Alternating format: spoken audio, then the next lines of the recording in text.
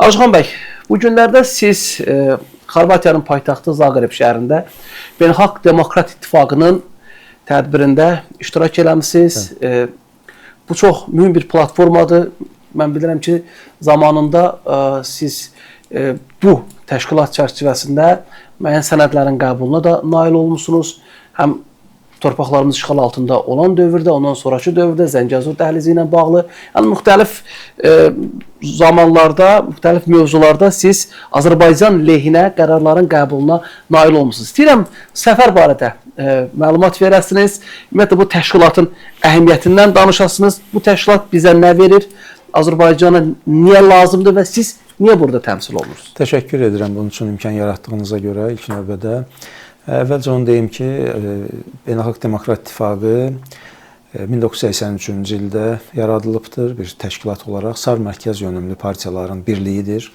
Dünyada sağ mərkəz yönümlü partiyaların ən nüfuzlu bir təşkilatıdır. Zamanında 83-cü ildə o zamanki Amerika prezidenti Ronald Reagan, Almanya kansleri Helmut Kohl, eyni zamanda Böyük Britaniya baş naziri Margaret Thatcher tərəfindən yaradılmış bir təşkilatdır. Və bu illər ərzində təşkilat kifayət qədər ciddi surətdə genişlənibdir. 80-dən artıq ölkədən 100-dən çox sağ mərkəz yönümlü partiyanı özündə birləşdirir və bu gün BDI-də təmsil olunan partiyaların böyük əksəriyyəti öz ölkələrində hakimiyyətdədirlər. İstər Amerika Birləşmiş Ştatlarında respublikaçılar Trumpın təmsil etdiyi, Böyük Britaniyada konservatorlardır, digər ölkələrdə də hakimiyyətdə olan partiyalardır və dünya siyasətinə təsir etmək baxımından da kifayət qədər ciddi təşkilatdır. Və onu deyim ki, Milli İstiqlal Partiyası da 99-cu ildən bu təşkilatın tam hüquqlu üzvüdür və o zamandan etibarən biz bu təşkilatda tam hüquqlu üzv olaraq iştirak edirik. Türk dünyasından yeganə təşkilatı orada təmsil olunuruq. Cənubi Qafqazdan təbii ki, daxil olmaqla və bütövlükdə bu illər ərzində mən hesab edirəm ki, uğurlu fəaliyyətimiz olub. Müəyyən arada səngimələr olubdur, amma biz yenidən o fəaliyyətimizi daha ciddi sürətdə bərpa etmişik və Azərbaycan lehinə bir sıra sənədlərin qəbuluna da nail olmuşuq əslində və eyni zamanda bu illər ərzində biz ona nail olmuşuq ki, ən azından Azərbaycan əleyhinə sənədlər qəbul olunmayıbdır. Bizimlə yanaşı, deyək, o öz ölkələrində hakimiyyətdə olan partiyalarla yanaşı, eyni zamanda bu gün məsəl üçün Avropa parlamentində ən böyük fraksiyadır, bilirsiniz, Avropa Xalq Partiyası. Avropa Xalq Partiyası da bir nəfərlə təmsil olunur, yəni bir səslə təmsil olunur orada. Milli İstiqlal Partiyası da bir səslə təmsil olunur. Eyni zamanda Avropa parlamentində növbəti bir deyək fraksiya var, böyük fraksiya, Avropa Xalq Partiyasından sonra böyük fraksiyalardan biri də EKR. Onlar da bir səslə deyək təmsil olunurlar orada. Yəni kifayət qədər mən hesab edirəm ki, hətta dünya siyasətinə təsir eləmək imkanına malik bir təşkilatdır. O baxımdan ki, orada nüfuzlu şəxslər təmsil olunur və mütəmadi olaraq zirvə toplantıları keçirilir, qurultayları olur. Son dövrlərdə xüsusilə də forumlar təşkil olunur. Ötən il biz Brüsseldə 2 günlük forumda iştirak elədik. Sonra 3 ildən bir keçirilən bir qurultay oldu. Orada da iştirak elədik. Eyni zamanda Vaşinqtonda ötən il yenə də bir Vaşinqton forumu keçirildi 2025-ci il üçün. Bu ildə Zaqrebdə deməli 2 gün Zaqreb 2026 forumu, Beynəlxalq Demokrat İttifaqının forumu keçirildi.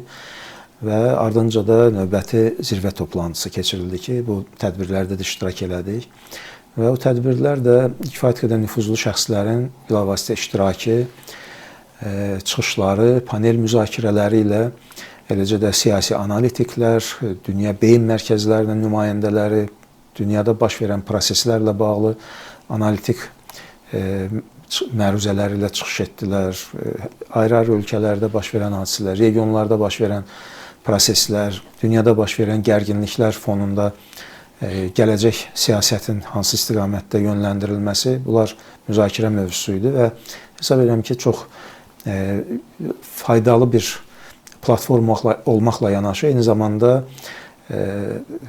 gələcəyə baxış bucağından təşkilatın gələcək hadisələrə təsir etmək imkanları da kifayət qədər yetərlidir. Və biz bu illər ərzində qeyd elədiyim kimi bir neçə dəfə cəhd eləmişdik əslində. Azərbaycan torpaqları işğal altında olanda xüsusi sənədlərin qəbul olunması bir dəfə müəyyən qədər nail olunmuşdu, amma daha çox deyilirdi ki, bu problemlə ATƏT-in Minsk qrupu məşğuldur. Ona görə bizim bu məsələlərə münasibət bildirməyimiz qərəz kimi qəbul edilə bilər. Biraz belə balanslaşma siyasəti yürüdürdülər. Əvəzində də biz birmənalı olaraq bir neçə dəfə cəhdlər olmuşdu. Ermənistan tərəfindən sağ mərkəz yönlü partiyalar idi. Bu Sarkisyanın partiyası, Koçaryan və sair digərləri bir neçə dəfə cəhdlər göstərmişdilər. Biz birmənalı olaraq onu bloklamışdıq. Və biz də ciddi argument qoyurduq. Sənəd qəbuluna cəhd göstərmişlər, yoxsa quruma üzv olmaq üçün cəhdlər göstərmişlər? Üzv olmaq üçün təşəbbüs göstərmişlər. Dəfələrlə biz bunu birmənalı olaraq bloklamışdıq və bir konsensusla qəbul edilir bu qərarlar deyə. Həm də biz argument onu gətirirdik ki, deyirsiniz ki, tərəf olmayaq, amma ermənilər bura daxil olacaqlarsa, həmin konflikt təşkilat daxilinə gələcək və bu da təşkilatın gələcəyi üçün heç də xoş nəsə vəd eləmir. Bu argumenti tam olaraq qəbul etmişdilər və erməniləri biz blokladıq. Bu illər ərzində bir dəfə də olsun hansısa bir erməni təşkilatı, partiyası orada təmsil oluna bilmədi. Bu məsələnin bir tərəfidir. Digər tərəfdən 2012-ci ildə biz eyni zamanda Beynəlxalq Demokrat İttifaqının bir gənclər təşkilatı var, IYDU deyilir. Orada da AMP Gənclər Təşkilatı təmsil olunur, tam hüquqlu. O tədbirlərdə də iştirak edirlər bizim gənclərimiz. Eyni zamanda Qadınlar Təşkilatı var. Qadınlar Təşkilatında tədbirlər olur. Orada da bizim Qadınlar Təşkilatımızın nümayəndələri iştirak edirlər. Yəni biz tam olaraq bu proseslərdə iştirak edirik və xüsusilə də 2020-ci il Qarabağ savaşından sonra artıq bizə yönəlik münasibət birmənalı dəyişilibdir. Yəni bütün dünyada dəyişilib. Təbii, qalibə münasibət fərqli olur. Münasibət dəyişilibdir. Bizi təbrik də eləyibdilər. Eyni zamanda da bizim təqdim etdiyimiz sənədlər də rahatlıq da qəbul edilibdir. Ötən il, məsələn, son bir ili götürsək əgər, 2025-ci ilin mayında, mayın 15-16 tarixlərində yenə də Brüsseldə, Avropanın paytaxtında 2 günlük forum, ardınca da qurultay keçirilirdi və mən bir məsələni də deyim, qurultay Avropa Parlamentinin binasında keçirilirdi. Yəni həmin o zalda keçirilirdi ki, Avropa Parlamenti Azərbaycana qarşı qərəzli sənədlər qəbul edilir. Həmin binada, həmin məkanda biz Ermənistanla bağlı, Azərbaycan-Ermənistan münasibətləri ilə bağlı bir sənəd qəbuluna nail olduq ötən ilin may ayında və orada xüsusi olaraq qeyd elədik ki, Azərbaycanın təşəbbüsü ilə Azərbaycan ilk növbədə öz gücünə problemi həll edib, ərazi bütövlüyünü və suverenliyini bərpa edib, 44 günlük müharibə ilə bağlı məsələni də preambula saldıq. Eyni zamanda preambula saldıq ki, ATƏT-in Minsk qrupu bu illər ərzində nəyəsə nail olmayıbdır, Azərbaycan öz gücünə bunu eləyibdir. Azərbaycan ilk olaraq sülh sazişinin imzalanması, regionda dayanıqlı sülhə nail olunması istiqamətində addımlar atıbdır və bu addımların dəstəklənməsi vacibdir. Bunu sənədə saldırdıq. Eyni zamanda sənədə saldırdıq ki, hələ onda bu 8 avqust Vaşinqton razılaşması olmamışdı da, may ayı idi. Bəli. Sənədi saldıq ki, bu Azərbaycan-Ermənistan münasibətlərinin normallaşmasına və sülh sənədinin imzalanmasına mane olan məsələlər var və bu məsələlərdən birincisi də Ermənistan konstitusiyasında Azərbaycana yönəlik ərazi iddialarının olmasıdır ki, bu çıxarılmalıdır və referendum keçirilməlidir Ermənistanda və həmin sənəd qəbul edildi orada. Bizim nöqtə vergülünə dəyilmədən müdafiə etdiyimiz, təqdim etdiyimiz bir sənəd qəbul edildi ki, Ermənistan-Azərbaycan sülh müqaviləsi imzalanması üçün maneə törədəcək faktorlar aradan qalxmalıdır. Referendum keçirilməli və Ermənistanda Azərbaycan ərazi iddiaları aradan qaldırılmalıdır ki, sülh müqaviləsi imzalansın. Dekabrda isə biz 8 avqustdan sonraki tədbirdə yenə də Vaşinqtonda bu dəfə yenə növbəti bir sənədin qəbuluna nail olduq və orada da müəyyən belə deyək, müqavimət oldu əslində. Amma olduğu kimi qəbuluna nail ola bildik. Zəngəzur dəhlizi ifadəsini saldırdıq orada. Düzdür, TRIP layihəsi də salınıbdır alternativ olaraq, amma Zəngəzur dəhlizi ifadəsini də saldırdıq ora. Və bizdə məlumat vardı ki, Avropa Xalq Partiyası, yeri gəlmişkən biz Avropa Xalq Partiyası ilə də 2008-ci ildən əməkdaşlıq edirik. Və mütəmadi olaraq gedişmiş, gəlişimiz olub. O zaman Yeni Azərbaycan Partiyası ilə də çox yaxşı münasibətləri vardı. Azərbaycandan Yeni Azərbaycan Partiyası və Milli İstiqlal Partiyası ilə işləyirdilər. Vaxtilə həmin təşkilatın prezidenti də Azərbaycana gəlmişdi. Və onun bir kitabı da Yeni Azərbaycan Partiyasının dəstəyi ilə Azərbaycan dilinə tərcümə olunmuşdu. Azərbaycan prezidenti onu qəbul etmişdi. Burada da Milli İstiqlal Partiyasının rəhbərliyi olaraq bizimlə görüş keçirildi. Dəfələrlə həmin təşkilatın mənzil qərargahında da olmuşuq, amma son dövrlərdə təəssüflər olsun ki, Avropa Parlamentində baş verən proseslərlə bağlı münasibətlərdə müəyyən soyuqluq var, amma həmin təşkilatın rəhbərliyində olan ayrı-ayrı şəxslərlə münasibətlərimiz yaxşıdır. Ötən il həmin təşkilata baş katib seçilibdi. Xanım Dolors İspaniyadandır. Vaxtilə İspaniya Səhiyyə naziri olubdu. İspaniyada vitse-spiker olubdu. Çox yaxşı münasibətlərimiz formalaşdı tanış olan gündən elə. Və o İPP-ni təmsil edirdi. O bizə məlumat kimi dedi ki, bu əvvəlcədən ki biz qətnamələri göndəririk, hansı sənədlər qəbul ediləcək, müəyyən bir tarix olur da. Tədbirin keçirilməsinə ən azı bir 15 gün qalmış o sənədlər göndərilir və rəhbərlik və eləcə də üzv təşkilatlar, partiyalar onunla tanış olurlar, öz razılıqlarını verirlər. Bizə dedi ki, İPP-dən Zəngəzur dəhlizi ifadəsi və ümumiyyətcə bu məsələləri Azərbaycan sizin bu məsələləri sənəd kimi qəbul etdirməyinizə münasibət yaxşı deyil ən azından.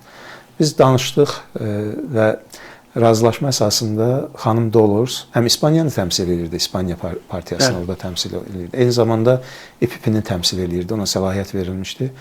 O səsvermədə bir tərəf qaldı və qeyd elədi ki, mən İspaniya nümayəndəsi olaraq sənədin lehinə səs verirəm, amma İPP olaraq biz bu sənədin qəbulunda bir tərəf qalır. Yalnız bir nəfər bir tərəf olmaqla o sənədi də qəbul etdirdik biz Vaşinqtonda. Yəni, mən hesab edirəm ki, bu təkcə Milli İstiqlal Partiyasının uğuru deyil. Əslində bu bütövlükdə Azərbaycanın uğurudur. Qalib Azərbaycanın uğurudur ki, Azərbaycan siyasi partiyasına yönəlik münasibət, Azərbaycan dövlətinə yönəlik münasibət fərqlidir artıq. Biz çox yeni nümunələr qoymuş olduq ortaya. Və biz zamanında beynəlxalq əlaqələrimizdən istifadə edərək Azərbaycan həqiqətlərini dünyaya çatdırırdıq, çatdırmağa çalışırdıq. Mən yeri gəlmişkən deyim, bizim bayaq qeyd elədim, Beynəlxalq Gənc Demokrat İttifaqının çərçivəsində 2012-ci ildə Livanda, ermənilərin dominantlıq etdiyi Livanda Almaniyanın XDS partiyası da orada üzvdür. Onlarla tanışıqlarımız əsasında iki partiyanın, yəni sənədi biz yazmışdıq, mən hazırlamışdım burada. Bizim Gənclər Təşkilatının sədri orada iştirak elədi, Şah Mustafa. O sənəd orada Livanda qəbul edildi. Azərbaycan torpaqlarının işğal altında olması, ermənilərin işğala faktına son qoyması, Azərbaycan ərazisindən çıxması ilə bağlı bir sənəd də qəbul elədi. O zaman Azərbaycanda bəziləri o sənədi öz deyək, haqlarına çıxmaq istədilər, adlarına çıxmaq istədilər, amma mümkün olan məsələ deyildi. Sadəcə olaraq bu heç cürə mümkünsüz. Amma vacib deyildi, vacib deyildi əslində kimin müəllif olması, amma fakt odur ki, biz bunu etmişdik bu təşkilat daxilində və ATƏT-in Parlament Assambleyasının vitse-prezidenti idi o zaman, Margaret Sederfeld, İsveçin Moderat Partiyasının nümayəndəsidir Avropa Parlamentində, çox yüksək səviyyəli bir siyasi xadimdir əslində.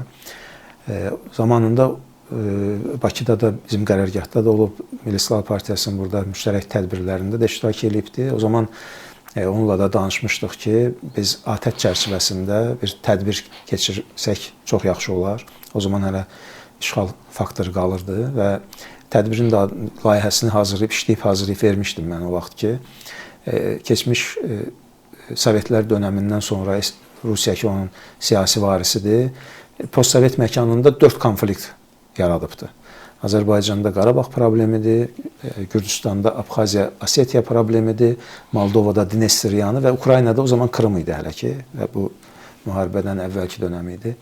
Razılıq vermişdi insafən. Sonra bir neçə dəfə yazışmalarımız oldu. Hətta deyirdik ki, bu ya Moldovada və ya Gürcüstanda bu tədbiri keçirmək mümkündür. Sonradan məlum oldu ki, özü də etiraf elədi ki, sonradan o xanım ATƏT-in Parlament Assambleyasının prezidenti vəzifəsində 2 il təmsil olundu. Azərbaycanda da olub, cənab prezidentlə də görüşdü, bizimlə də burada görüşdü əlavə olaraq və etiraf elədi ki, o zaman ATƏT rəhbərliyində olanlar buna maneçilik törətdilər.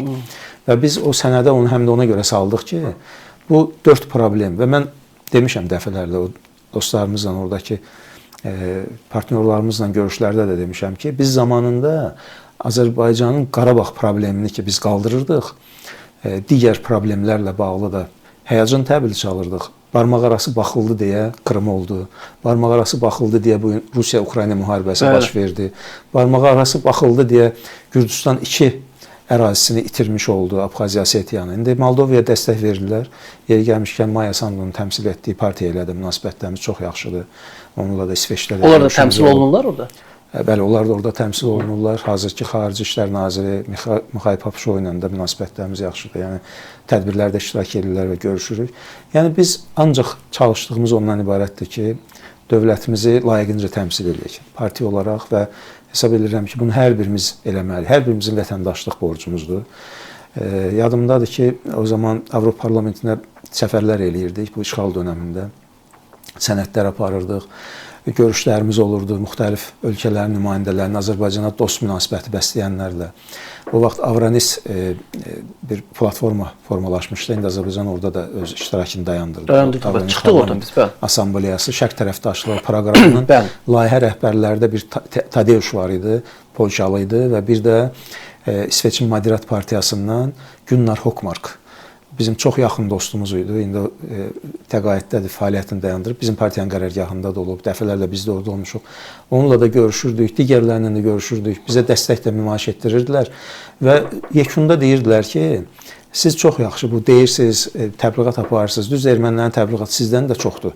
Etiraf eləmək lazımdır. Lobbi təşkilatlar daha fəaldılar, amma siz də bunu eləyirsiniz. Amma bir həqiqəti başa düşün ki, heç kəs sizə gəlib kömək eləməyəcək. Öz gücünüzü toparlayın və torpaqlarınızı işğaldan azad eləyin və azad eləyin ki, sizə fərqli yanaşma olsun. Elə də oldu. Biz bunu elədik və buna görə də Ali Baş Komandan cənab İlham Əliyev başda olmaqla bizim silahlı qüvvələrimizə, bizim ordumuza, bizim qəhrəman əsgərlərimizə, bizim şəhidlərimizə, qazilərimizə çox böyük minnətdarlıq borcumuz var ki, bizim bugün Avropaya səfər edərkən belə qürurla məsələlərə münasibət bildirməyimiz bu qələbəmizin nəticəsidir təbii ki. Arzuxan bəy, ölkəni təmsil etməyin, Azərbaycan həqiqətlərini çatdırmağın iqtidarı müxalifəti olmaz. İstər iqtidarda ol, istər müxalifətdə ol, sən ölkənin həqiqətlərini çatdırmalısan. Amma təəssüf ki, bütün müxalifətçilər belə düşünmürlər. Bəzi müxalifətçilər Azərbaycanın əleyhinə kampaniya aparmaqda maraqlıdırlar. Nəinki Azərbaycan həqiqətlərini çatdırmaqda. Siz sağ olun ki, mən bir Azərbaycan vətəndaşı kimi sizə öz təşəkkürümü bildirirəm. Siz sağ olun ki, müxalifət partiyası olaraq Azərbaycanı xaricdə layiqincə təmsil edirsiniz və Azərbaycan həqiqətlərini bütün dünyaya çatdırırsınız. Milli İstiqlal Partiyası yarandığı ilk gündən bir məlum həqiqət var ki, mövqeyimiz belə olub. Dövlət və milli maraqlar olan yerdə bütün siyasi maraqlar, şəxsi maraqlar, digər bütün maraqlar arxa plana keçir. Öncə dövlətdir, öncə vətəndir.